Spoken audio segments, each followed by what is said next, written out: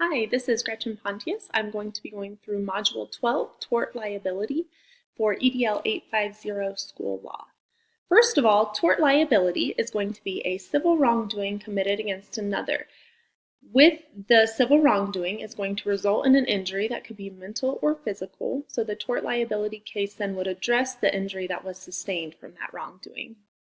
It can be a deliberate or just due to negligence. Also, it can be a class action suit involving several people, or it could be against a single teacher, board member, principal, staff member, that the lawsuit would be. It could also be against a principal and the whole board or the district.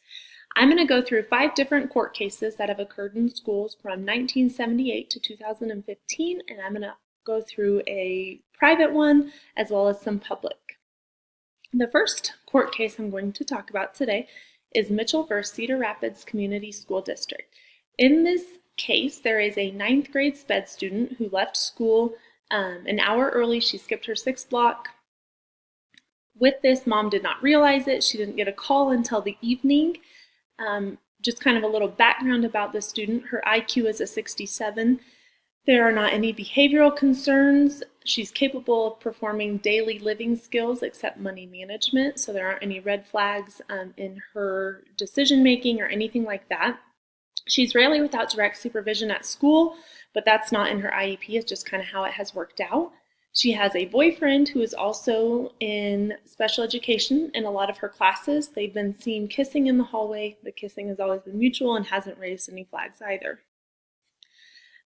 She was supposed to call her mom when she got to her friend's house. School gets out at 2:45. She called her mom about 4.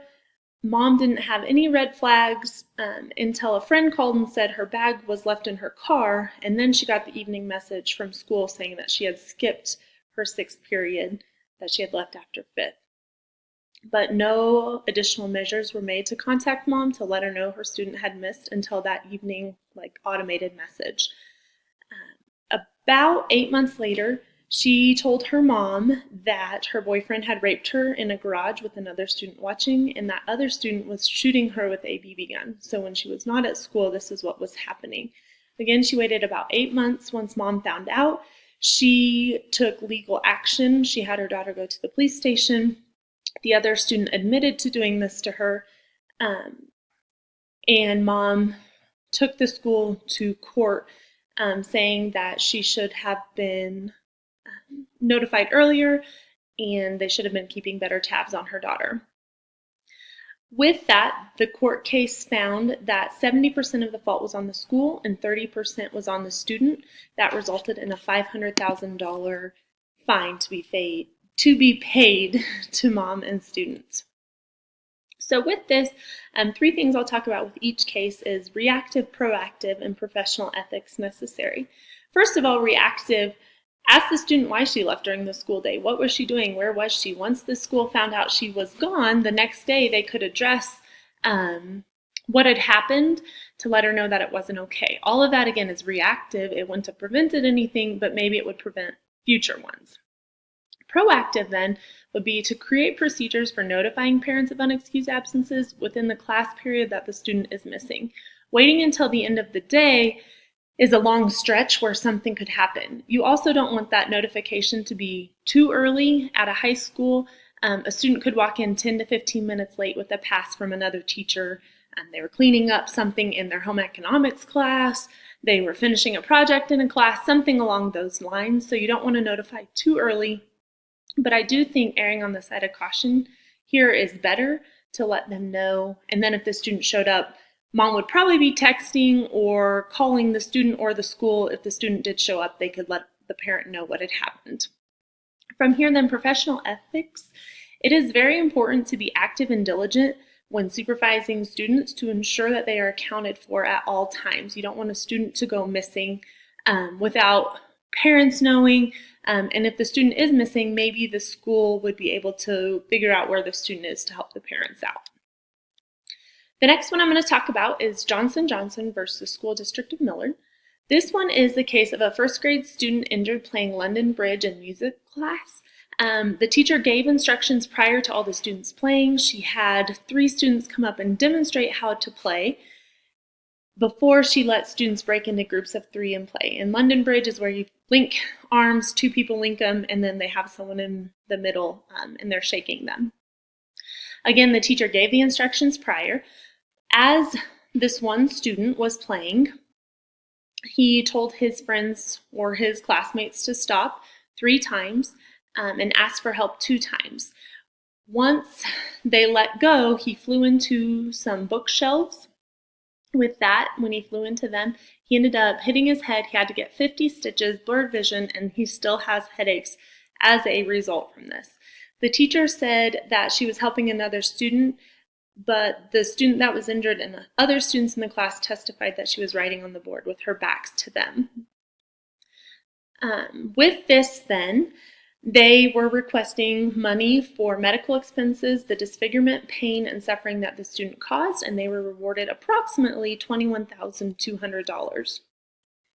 With this case, reactive, contact the parents immediately and explain what happened.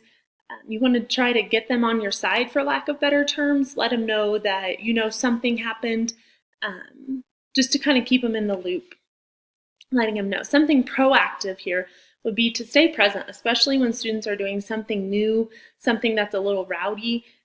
Being in a music class, being first grade students, I've had a first grade student and I know how antsy he can get, especially when he's with his friends and he's not doing something that's normal. So just staying very present. Professional ethics here would be to recognize when students are taking something too far. Again, you need to be diligent with supervision. If something's not right, you need to address that immediately. The next court case I'm going to talk about is Loveland v. St. Vrain Valley School District. A 9-year-old was hurt on her public school's playground. With this, she was hurt on a zip line. She fractured her wrist and forearm. Her parents filed a tort lawsuit against the principal and the school district. This was not during school. It was just a public playground or a public school's playground, so the student was playing on it, not during school. So again, the tort lawsuit was against the principal and the school district. The district moved to dismiss it. They claimed, or the Lovelands claimed, that it was a public facility. The district said that Colorado Government Immunity Act says school districts and employees are immune from tort liability.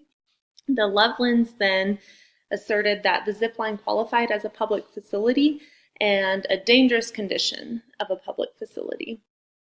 The trial court favored with the district, and the Lovelands appealed that. So it was then sent to Supreme Court. The Supreme Court sent it back to the trial court. Again, the district had the same argument, and the Lovelands also did. The trial court then favored with the district that it wasn't a public facility. Their immunity wasn't waived, but the case was dismissed. Really, the error that happened here with the suit was that the facility was not in a dangerous condition. It in itself was maybe just not the safest thing. So in something like this, if they file a tort liability case, they may have to file or pay for the attorney fees. So the Lovelands had to pay for the district's attorney fees. I'm sorry, not the district's attorney fees, because immunity was not waived, but they did have to pay for the principal's attorney fees because she was in no wrongdoing. That case was dismissed immediately. So again, I go to reactive. Contact the parents, call the manufacturer. Again, it wasn't during school hours, but maybe that device with the manufacturer's help needs to have it removed, or maybe not even removed. So that would kind of lead me into proactive. Figuring out, is it safe? Should warnings be posted? Should it be removed? If it's removed, that would be reactive from what happened. If the warnings are posted, that'll be proactive so something doesn't happen again. Professional ethics here.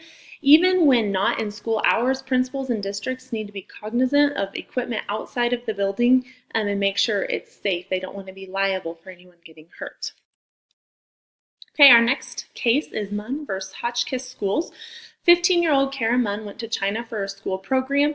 She's a freshman. It was a month-long program, and Hotchkiss is a private boarding school. Kind of the plan here was that students would be immersed in the Chinese language and cultural landmarks on weekends. The school sent out packets outlining the trip, gave legal documents that waived the school's liability. With that, they also sent medical advice and a link to CDC. Bug spray was listed in the miscellaneous items, but no warning of insect-borne illnesses was addressed. These students went to Mount Pan. While they were there, the teacher left bug spray on the bus. The teacher didn't tell students to put on bug spray, other than in that initial letter when she had asked. As they were coming down, 3 to 4 students took an alternate route down and just met the teacher and the rest at the bus. What happened from there was about right after that, she had bites and welts on her arm. 10 days later, she woke up with a fever, a headache, and wooziness. She was diagnosed with a viral infectious disease. She lost her ability to speak and some reading and comprehension in math. Before all that happened, though, at that 10-day mark when she was deteriorating, she was taken to a local hospital. She was then taken to Beijing, where her parents came. She was extremely ill and partially paralyzed, so she was airlifted back to New York. The final result then was that lost the ability to speak and some reading comprehension and math. From here, it was found that the school district was negligent in warning and ensuring protective measures were taken. So the parents and the student were awarded about $42 million because they did not be proactive in having the students use bug spray. From here, reactive, have the parents of the students that went sign papers waiving liability if any illnesses were contracted while they were gone. So that would take care of any other students that went on the trip. Also, you could offer support and doctors for the family that was impacted. Proactive, they definitely need to add paperwork that warns of illnesses that could be contracted while gone, and waiving liability if something did happen. Professional ethics, remember the little things. As an educator, you can't forget things such as sunscreen and bug spray, especially when it is that dangerous with a tick bite, that something could happen like that. So you need to make sure that your professional ethics stay intact and you remind students of little things. Okay, and the last case I'm going to talk about is Hoyam versus Manhattan Beach City School District. Michael, a 10-year-old, left summer school early. When he left summer school, he was struck by a motorcycle at a public intersection. From there, when mom went to the hospital, she said that she suffered physical and emotional injuries. So she was arguing for negligent supervision. With that, she was suing the tort liability case for medical expenses, the loss of Michael's comfort and society, and her physical and emotional injuries from seeing him in the hospital. With this case, it was kind of a lot of details within it, but what I gathered from it is that the school can't restrain a student on the premises. It's up to a jury to decide if reasonable care was not exercised. In this case, the jury ruled with the district. They said reasonable care was exercised, that this was all on the student for leaving against the district's wishes. And with that, they also immediately dismissed mother's physical and emotional injuries. That wasn't something that the school was going to cover. The court saw that. Okay, so I go back to reactive. We need to know where students are at all times. If a student is missing, we need to figure out what's happening where that student is. Proactive here, we need to have methods to check attendance and notify parents if a student is missing. Professional ethics, students must be accounted for at all times. Diligent supervision is key. I think that's kind of the theme throughout all of this, that educators need to be diligent at all times. Little slip-ups are not okay, and that's when big mistakes happen. As I went through, all of my information was gathered through the following resources, looking up court cases, as well as watching some YouTube videos to better educate myself on tort liability and all that it encompasses. If you have any questions, please let me know. Thank you.